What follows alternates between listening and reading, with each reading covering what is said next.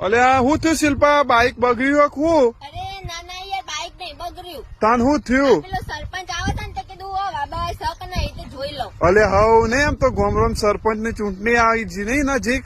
હા તે તમારે કણ સરપંચ બનાવવાનું હો? અમારે રાતે બધા ભેગા થયા હતા ને હા તો અમે જોતા માં મમ્મી પપ્પા ને બધો હા એ બધાને એવું કેવું હતું મેં એવું કીધું કે આપડે તો જૂના સરપંચ બનાવો. ચમ તે એવું ચમ જૂના સરપંચ ને?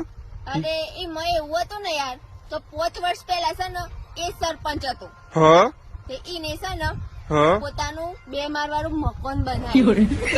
ટ્રેક્ટર લાયો, દુઅતી લાયો, કલ્ટી લાયો, રોટાવેટર લાયો, પછી 3 એકર જમીન રાખી, બધું કેટલું બધું વસાયું અને ઘરમાં ટાઈસો એવી મારેલી ને કે આપડે લફ લઈને લોબો થઈ જઈએ એ ટાઈસો મરાયેલી.